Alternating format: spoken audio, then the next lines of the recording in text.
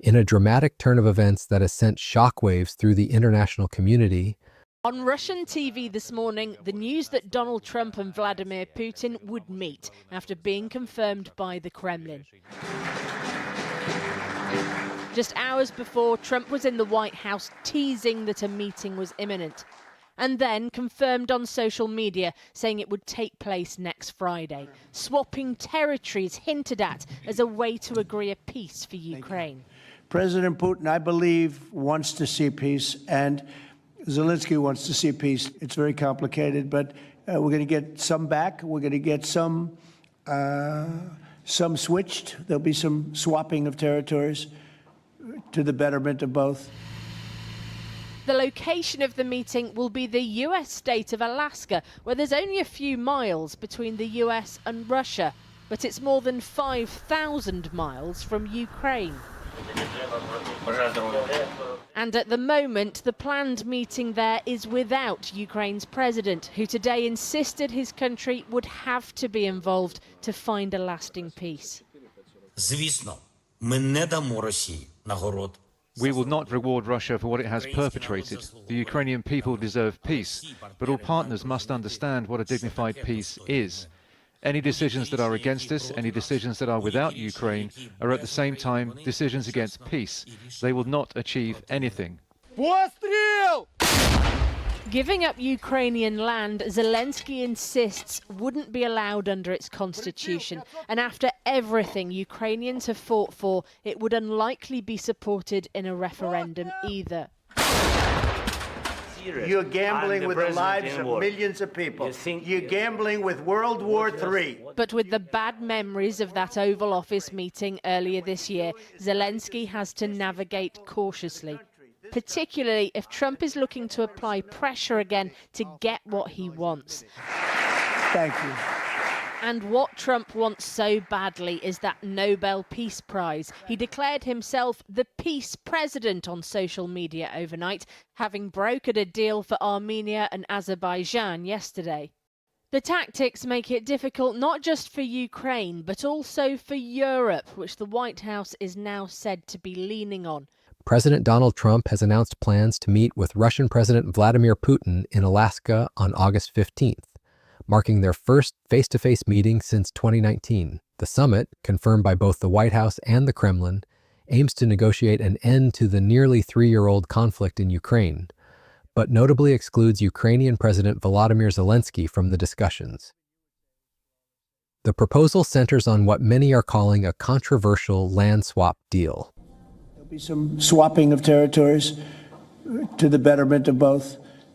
But we'll be talking about that either later or tomorrow or whatever. That could have been a world war. I think if we didn't come, Ukraine-Russia would have ended up being a world war.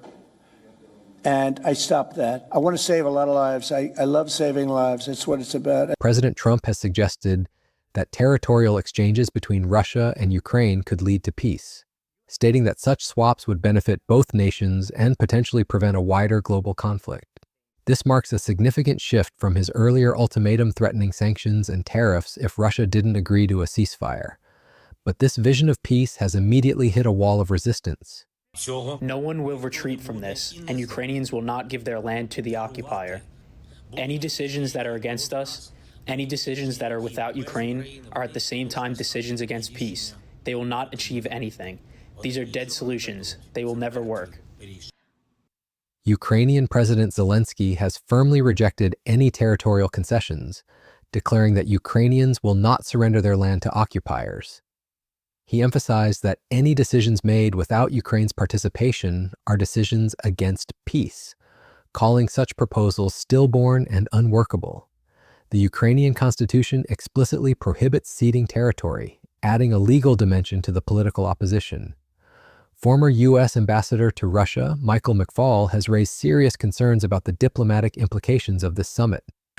We always knew that this was something we were giving them, and we expected something in return.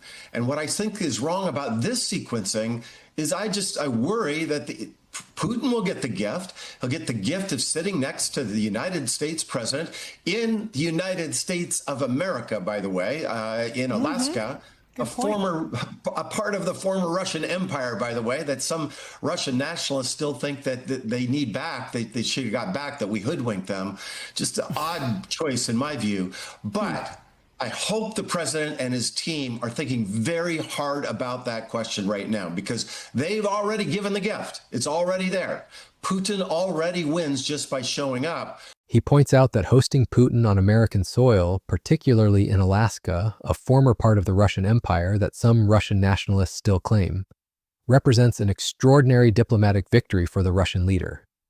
McFaul questions what America, its European allies, and Ukrainian partners are receiving in return for granting Putin this prestigious platform, especially given his status as an accused war criminal who cannot travel to many countries. Some American lawmakers are attempting to frame the situation more pragmatically. North Korea and South Korea is in a state of truce. There's never been a final settlement. But I come on your show a good bit. I want to be honest with you.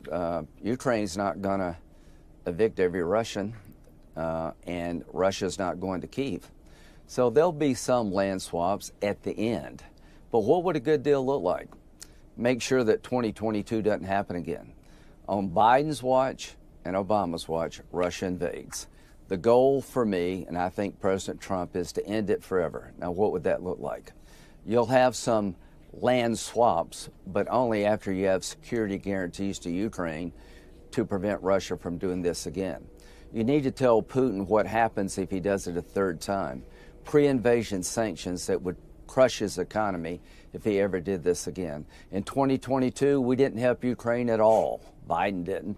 Militarily, we need to keep Ukraine strong, keep flowing them strong and modern weapons, and security guarantees with European forces on the ground as tripwires to prevent a third invasion. Senator Lindsey Graham has suggested that while complete Russian withdrawal may be unrealistic, any peace deal must include robust security guarantees for Ukraine, including European peacekeeping forces, continued weapon support, and prepositioned sanctions to deter future Russian aggression.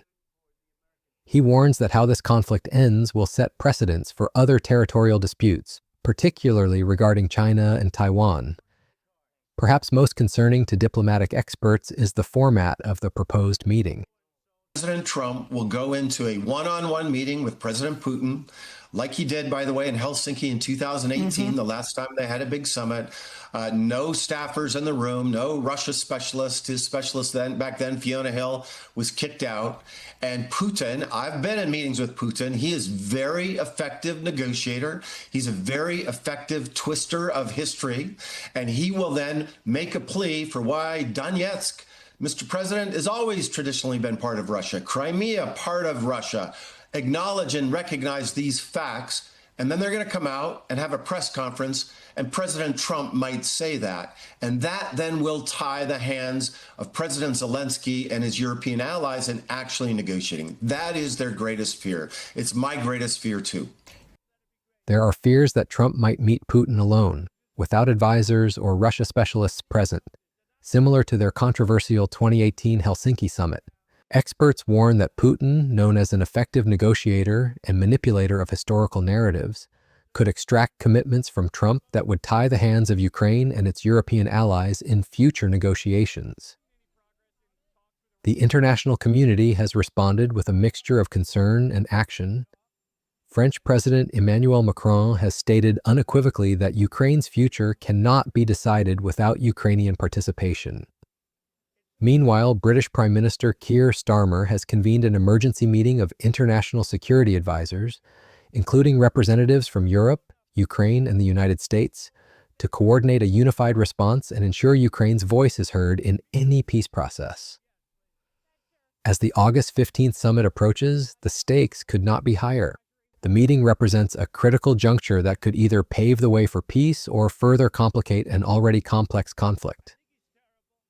With Ukraine adamantly opposing territorial concessions, Russia demanding recognition of its conquests, and the United States attempting to broker a deal between them, the path to lasting peace remains fraught with diplomatic landmines.